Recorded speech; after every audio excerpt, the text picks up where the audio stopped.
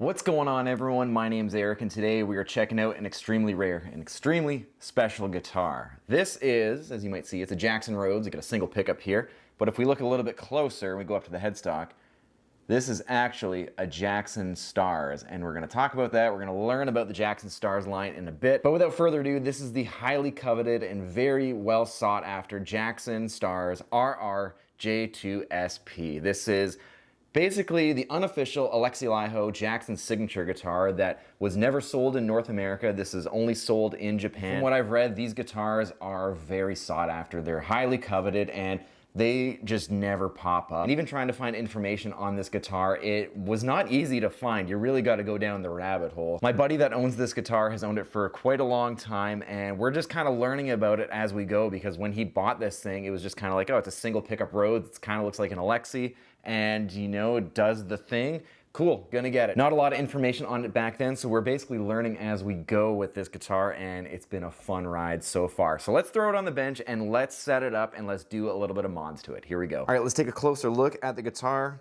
As you can see, we got a Duncan Blackout. That's gonna come out. We're gonna swap it for something else. Got an active gain boost right there.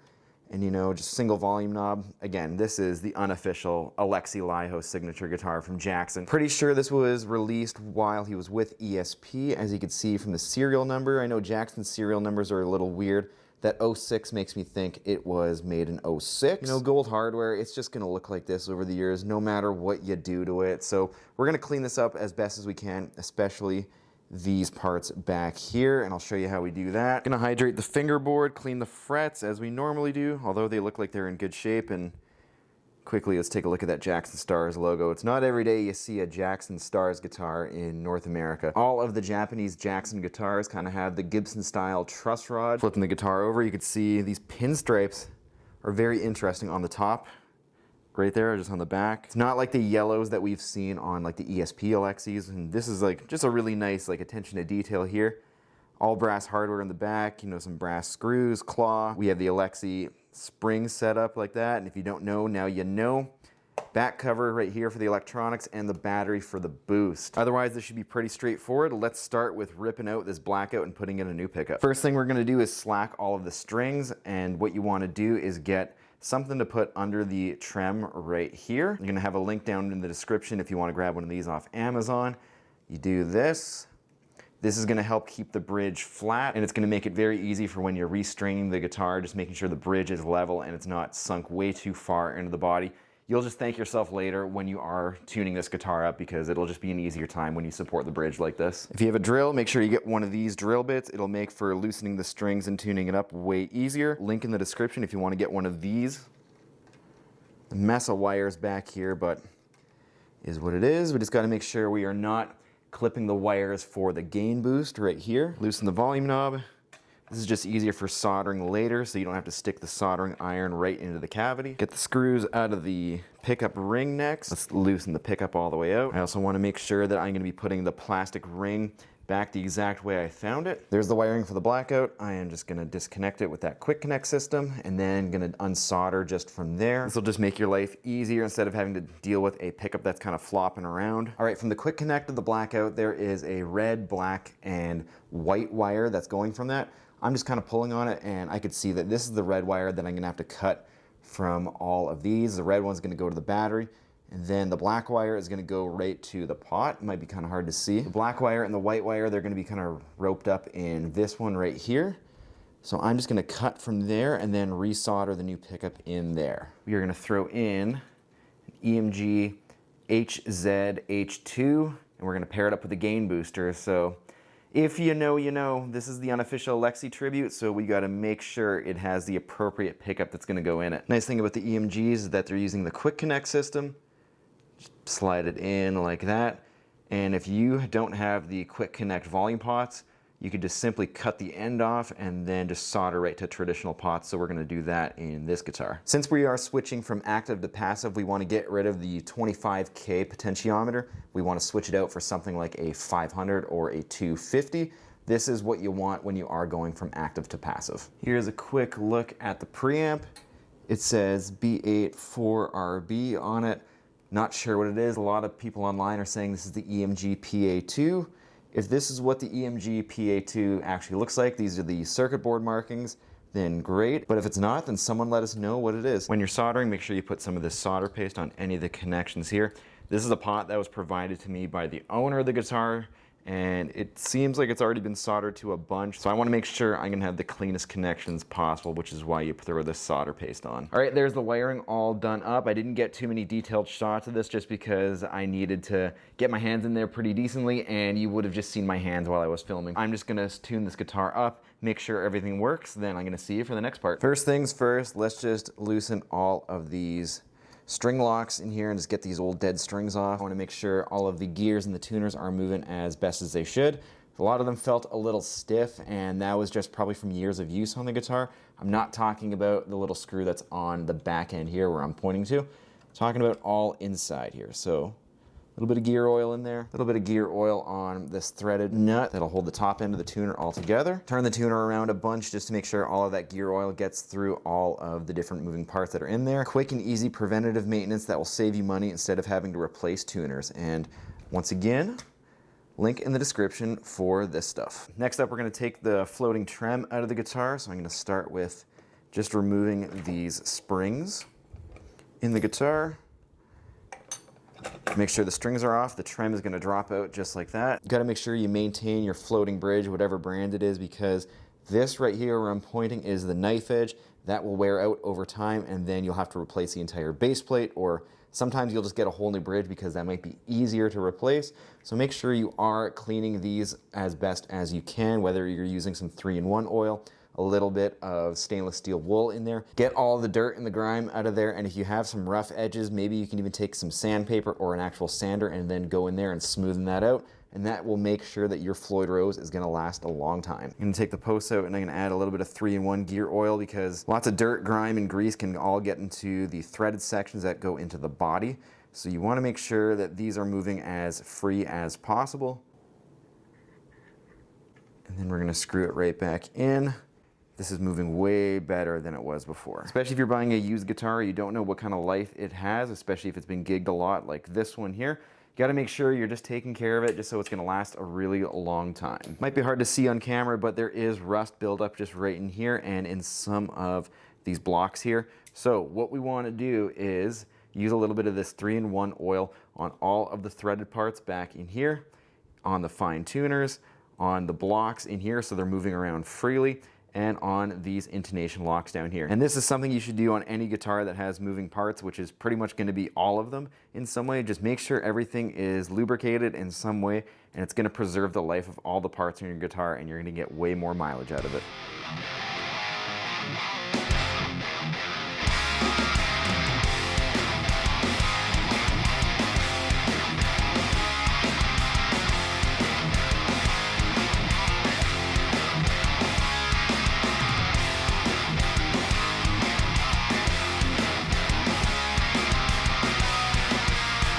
All right, and here is the guitar all done up, cleaned up, set up, and modded, whatever you want to call it. Looks so good. The action is dialed in. It's low, it's shreddy, there's no buzzing, it feels good. You can squeal on this thing, you could fly up and down the fingerboard on this. I mean, it's a Jackson, especially an older one, like these things just kind of play themselves. And yeah, this feels really good. Here's the wiring again on the back. I'm leaving the cover off because I am gonna show you how much gain there is on tap. I'm just gonna use a screwdriver and go left to right on this thing, and it's just easier with the cavity off. So you can hear it in real time. But yeah, specs and features on this thing. I mean, they're kind of hard to find, not a lot of information on them, but from what I found, we got an alder body, maple neck through. Don't know if it's a 3-piece or just a 1-piece solid design, because the stars lineup is kind of like the high-end made in Japan like Jackson series from the 90s and the mid 2000s. Schaller Floyd Rose on this. I'm not sure if it's the original one. It looks pretty original and pretty sweet if these came from factory on these guitars. EMG HZ H2 in the bridge. Not 100% sure what came on these from factory, but you know, this is the Alexi pickup for the unofficial Alexi signature. 1 volume, we got the EMG PA2 gain booster on-off switch. Some of these other guitars, they had like the Jackson JE 1000 and the JE 1200 preamps. Those are a little bit different, whereas this one is just straight up gain, and it does pair very nicely with the lower output passive pickup, which you're gonna hear later on. Output jack down there, strap locks, not sure if they are from factory, but I've noticed a lot of these made in Japan guitars are coming with strap locks, so hard to say, but you know, it could be a thing. We got an ebony fingerboard, 25.5-inch scale, 24 nickel frets, they're not stainless steel. And just look at that, the cut of ebony looks so good. Fingerboard binding all around this guitar.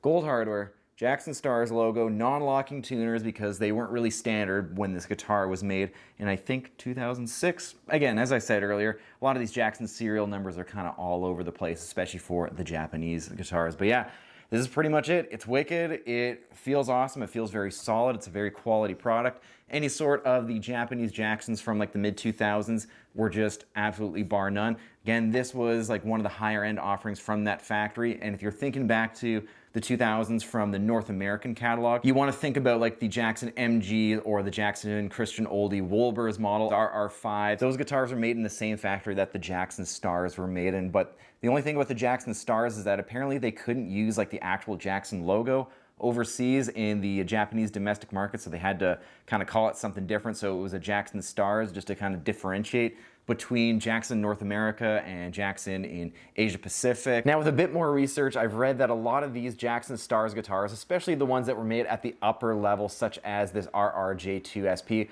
were kind of rivaling the Jackson USA Custom Shop and the USA Standard production guitars of the time.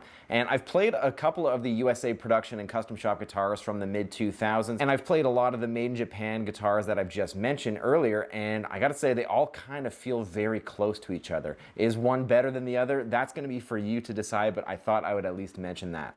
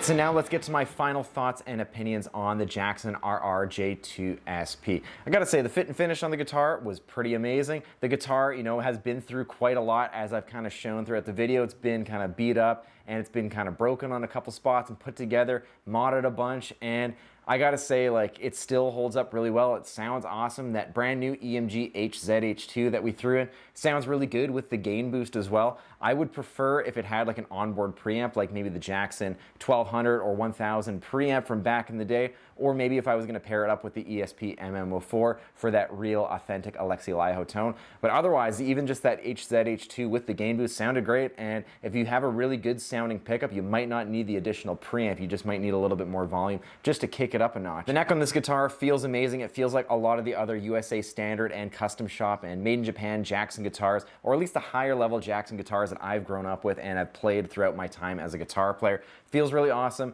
The fretwork is great as well, no tall or sharp frets. Of course, some of the hardware has kind of like seen better days, but that's just to be expected for a 20-plus-year-old guitar. Especially with gold hardware, that's just the nature of the beast if you're getting a guitar with gold hardware on it. If you're playing in the classical position, you're gonna have a great time with it because you can't really play it in any other like sitting position. It's either in the classical position or you're standing up, because that's just the nature of the beast for a Flying V or a Rhodes guitar.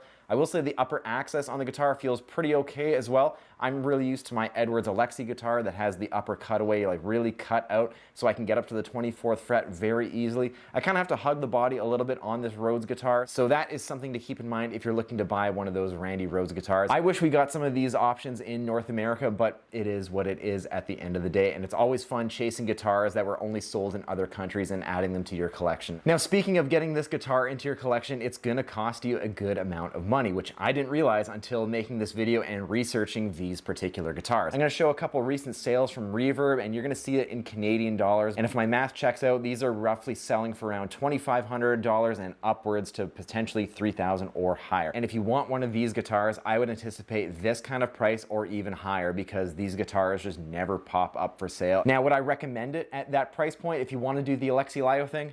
Not really, because there are other alternatives for a much more affordable price, such as the Edwards and the LTD Alexi Laiho guitars, or even then just some of the LTD like black metal Aero guitars, or an LTD Aero and you get a neck pickup as well. You have a lot of options for much more affordable prices. I would go for one of those guitars instead of this particular guitar. If you're really hunting for one of these Jackson Stars like Randy Rhodes guitars that we're checking out today, you're going to be paying a good amount of money. It's just the nature of the beast. But again, if you are budget focused, there's a lot of really good options for you as well if you really want to do the Alexi Laiho tribute guitar. And that'll do it for today's video, checking out and setting up the Jackson Stars RR J2 SP. Huge shout out to my buddy Tony, who let me set up the guitar and bring it back to life for him. He plays in a band called Scalding. I'm going to link them in the comments below. Go ahead and check them out, especially if you are a fan of black metal. If this is your first time checking out one of my videos, make sure you hit subscribe. Check out the other videos I got: guitar setups, tutorials, Guitar Hero deep dives, and all good things like that. And if you are a returning subscriber, make sure you hit the bell so you don't miss a single video that I upload. Thanks for checking this out, and I'll see you next time.